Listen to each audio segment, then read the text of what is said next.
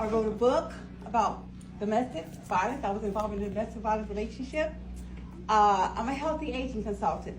And my purpose in life, my joy is to get people healthy. Okay? We got to start with ourselves, take care of ourselves, what you eat, what you drink, what you do, the mindset.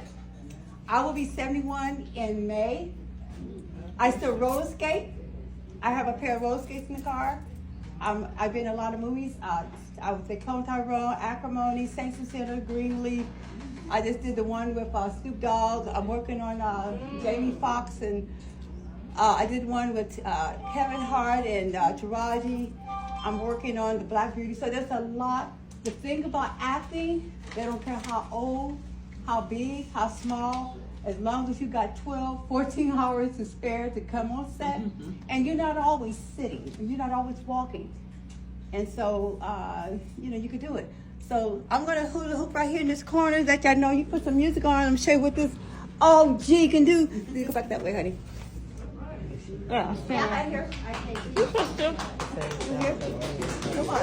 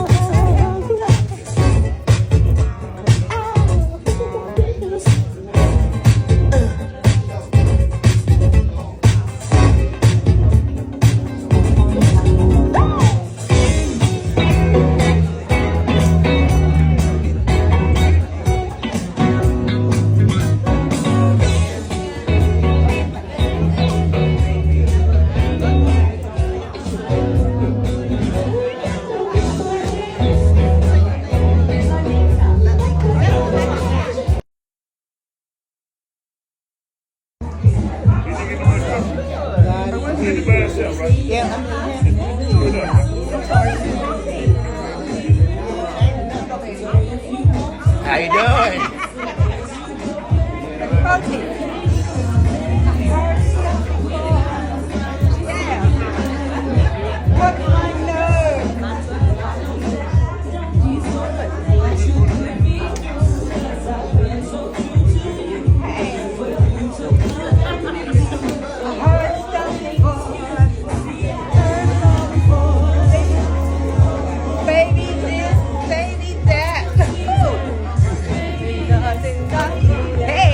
Get some more protein.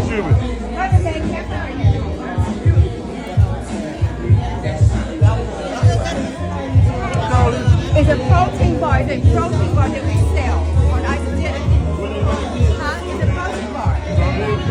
It's lemon. Good, ain't it? Good.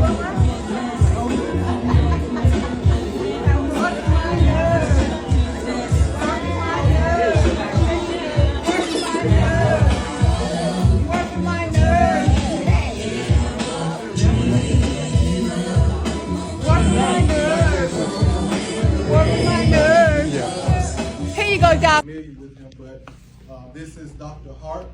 Hello, Dr. Hart. Been with Gen Care for quite some time. He was at Morrow, and quite some time. I don't know the actual years, so I'm gonna say quite some time. 3 years. He's been practicing, I think, down in Noonan.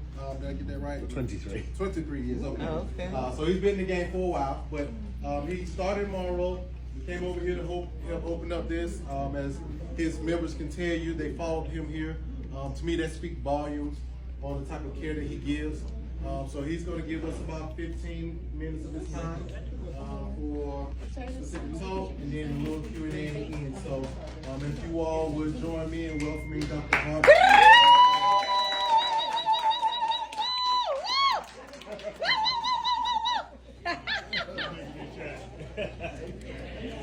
Ever heard the expression barking mad? Is there anything anybody wants to hear about particularly? Otherwise I'll just start with diabetes. Any requests at this stage? Does anybody really, what do you understand by diabetes? Who here has diabetes? Yes, I thought. That's still pretty good though. All right. There's an epidemic of diabetes, or so they say. First off, it's actually really not anyone's fault. You have a genetic, or probably a set of genetic defects that simply stop you using insulin. You've been making it all your lives. Very few of you are type 1s. So you make insulin, it's just that you've got a few genetic switches that are turned off. So you can't use it properly. Your pancreas just works overtime, making more and more and more insulin. It's like throwing money at a problem. You can't get over it. The problem's still there. And at some point, your pancreas just gets tired and can't make enough insulin anymore, at which point you get diagnosed with diabetes. Now these days, as we're trying very hard here to improve access, we go through a stage of pre-diabetes, which means that your sugar is running a little bit over 100 some of the time. There's a thing called the A1C or HbA1C, the diabetes number, which is what we really go about. It gives you sort of the average of your blood sugar over 3 months. Okay? So it doesn't matter if you ate too much yesterday, your A1C won't go up. It will do if you ate too much for the last 3 months, or if you're not making enough insulin. First thing obviously is to try and eat less sugar, starches. You have to understand it's not just sweets, sweet drinks. Coca-Cola, the land of sweet tea and Coca-Cola, does cause a lot of problems, but it's not the only problem. White potatoes, white rice, white bread, pastas, these are all starches, and that gets turned right into sugar. So all the things you love eating, you've got to eat less of.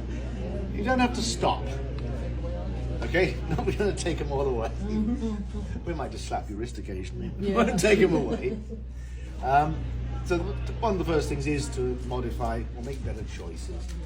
And every single one of us in this room probably is overweight, certainly including me. That's the first step.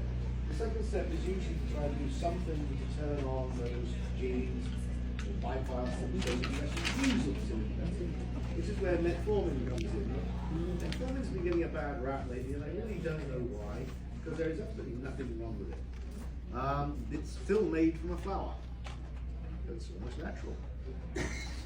No metformin is now manufactured in the States because basically no drugs are made here, so highly expensive ones. But metformin itself, though, is incredibly safe. Every year I go to the Diabetes Association meeting, the scientific meetings, and you have no idea of the quality of the research that they do. And I've never heard anything bad about metformin, ever. In fact, it may even protect you slightly from colon cancer. What it effectively does is restore some of the power of insulin. So you have what's called insulin resistance. As I said, you make it, you're not using it. It puts some of that back. Okay? Why?